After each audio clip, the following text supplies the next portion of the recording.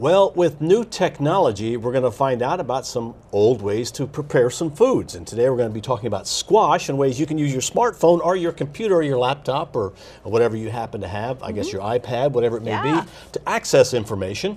And Jan Dougan is joining us in the studio. She is with Purdue Extension. She is the Health and Human Sciences. She's the educator at Purdue Extension. Isn't that always easier?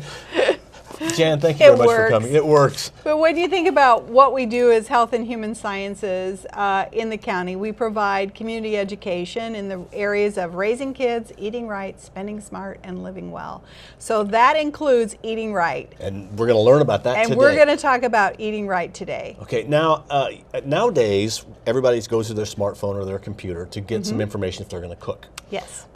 And I mean, there may be some traditions that we have handed down from our parents and so on, but now it just seems so much easier to go to this. And Purdue has a new program or a new project called FoodLink. FoodLink, yes, and we're going to talk about FoodLink today because it's right at your fingertips, information on produce that you might want to incorporate into your family meals. So whether you want to buy some fruits, some new fruits, or find new ways to prepare new fruits or vegetables, wondering what that vegetable is or how I could prepare that, all that information is available from your smartphone or from your iPad or at your computer. So even when you're in the local grocery, if you look in some of the produce departments, you will find signs like this, the FoodLink sign. And this one is for the herb rosemary.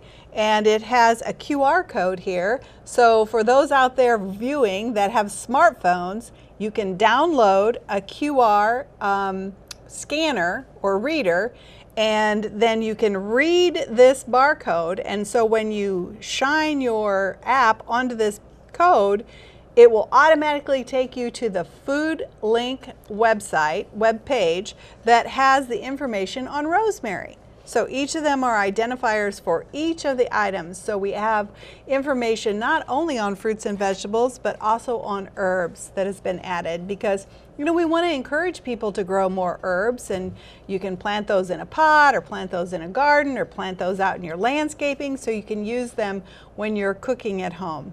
Now today we're going to talk about squash. Winter squash. Okay, winter squash, and I'm not a big squash guy, but I guess we're going to start off with this one right here. Yes, so do you know what this is, That Bill? is an acorn squash. This is an acorn squash, and they are readily available in our area the fall of the year. In fact, this one is a local acorn squash that came from a farm down in Spencer County and is available here for us for purchase. I love acorn squash. One of the things to look for when purchasing an acorn squash is that it has this orange spot. This orange spot is where it rested on the ground, and so you know then that it's mature and it's ready to go. So this acorn squash would be perfect for baking or roasting.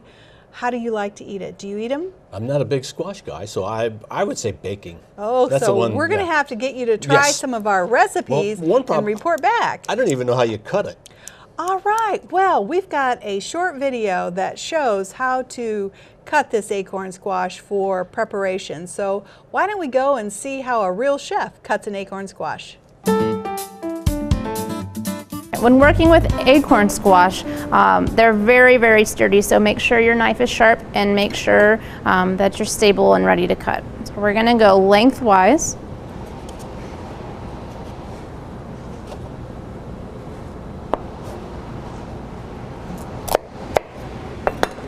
All right, so you have your two halves. We're going to scoop out the seeds.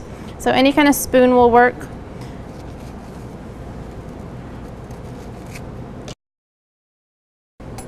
So now you have an open acorn squash that you can fill and roast, or you can carry on to slice this in thin slices and bake as is. Peeling an acorn squash is pretty difficult with all of the extra grooves, so most situations it's better just to roast whole or in slices and avoid peeling.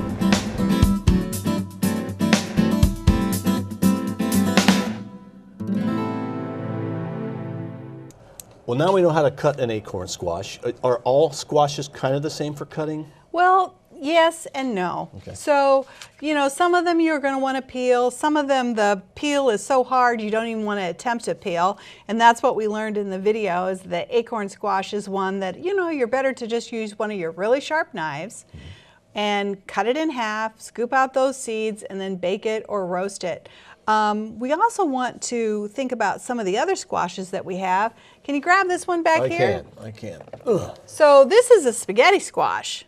That's the one that's got like spaghetti inside. Yes. I guess it makes sense. Yeah, I think, and that's why I think that's why it was named that, because of the way it looks inside. But this one you would slice similar to how we slice the acorn squash. So you slice it in half, you open it up, you scoop out those seeds in the middle of both of them, and then you could easily roast this in the oven.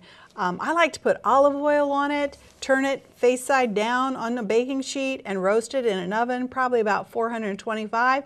And depending upon the size of squash you use, how long it will take to roast. It could take about 35 minutes. It could take up to an hour, depending upon the size and the oven temperature that you do use to roast. But then you take this, you scoop out the flesh that's inside, and it's going to be in strings like spaghetti.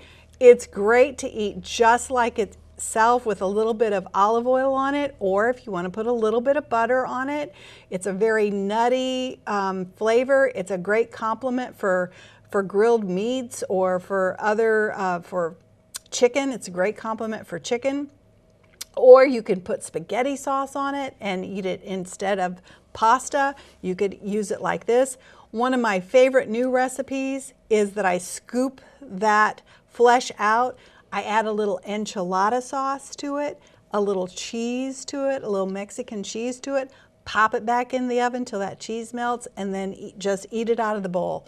Eat it out of the skin. Right out of it, so skin. Yeah. Let the skin be the bowl. Okay. Yeah, so that's a great way to eat this. But this is a great little squash. I love this squash, and it is available to us year-round. And you know it's good because it's yellow. Is that how Right. you know? Okay. You don't want to see any green streaks on it. Okay. So when the color pops, sometimes the flesh is white. I think it depends upon the variety, and sometimes it's a little bit more yellow. But that's what you would like in a spaghetti squash for use in family meals. Okay, and this, I always think of this as being more like a gourd, like a decoration, but it's not. Oh, this is a butternut squash. This is probably one of my new favorite winter squashes to eat. I love the flavor of butternut squash. And, a lot of people will look at this and go, wow, it's so hard to prep. But when you learn the easy, quick technique of cutting a butternut squash, you're going to want to use it in family meals. And FoodLink has a video on how to prep a butternut squash. Let's show the viewers that now, Bill. Excellent. Right. When working with a butternut squash, you need to make sure that you have a nice sharp knife. These are very sturdy, but once you have a sharp knife, they're very easy to maneuver. So we'll just cut in half lengthwise. That's where we'll start for most applications.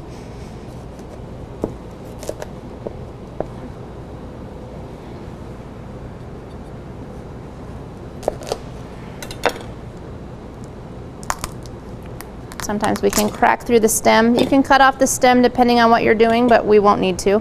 Then you're left with two halves where all the seeds are in the bottom. So we're going to scoop out the seeds of one of them. So it's easy to use a metal knife. Could be a smaller knife if that's all you have, no problem. We'll scoop out the seeds. Then you're ready to roast in the entire half. You can do that, or you can go on to peel. So this is a really thick peel, but if you're needing to dice it for any kind of soup or any kind of stir fry, you're going to want to remove that thick peel. So once that's removed, we'll go ahead and make our dices.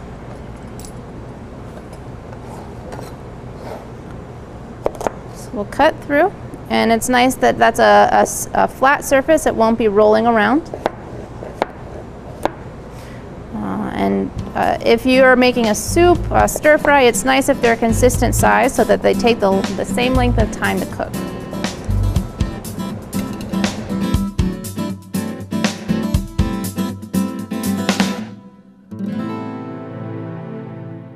So now we know what to do with the butternut squash. Right. Do you know that they're done by just sticking a fork in it? I mean, is that... You could check it that way, the flesh, that, you know, if you stick the fork in the flesh, then if it gives, then it's going to be done. You're going to be able to tell by aroma, but I mean, I think the fork tine test is really a great way to tell. Storage for these babies, these winter squash that you might want to pick up, or maybe you're growing or you're picking up at the farmer's market, you want to know that you need to place them in a cool, dry place for storage, and you're probably going to want to use them in about 3 to 6 months. So, you know, you've got some time to keep them and use them, but if you wanted to preserve them in some way for more long-term storage, and I pulled the food link up here on my iPad to show you, Bill. This is the site, and this is the information on winter squash. It's great because you scroll down here and it will give you more information on storage, or if you want to do long-term storage, if you click on another link, then it will take you to the page that shows you more information on long-term storage. So just about any question our viewers have about using winter squash is answered in the food link. Okay, and this food link, because we cover a lot of information, I don't remember what temperature to cook it at. I don't remember how to slice it. All you got to do is go to food link and find that out after the show. Right. So, you know, if you're wondering when you go to the grocery and you get one, you go, well, you know, Jan talked about that, but I don't remember how to do that. Just go to purdue.edu/food link and you will find information on winter squash. All right, Jan, thank you very much. Thank you, Bill. We have talked about the acorn squash and the spaghetti squash and how to prepare a butternut squash. Use these recipes and these ideas at home. This has been WJTS in.form. Our guest has been Jan Dougan, who is the Health and Human Services Educator for Purdue Extension. Thank you for joining us. Thank you for watching 18 WJTS. We're local people watching local people.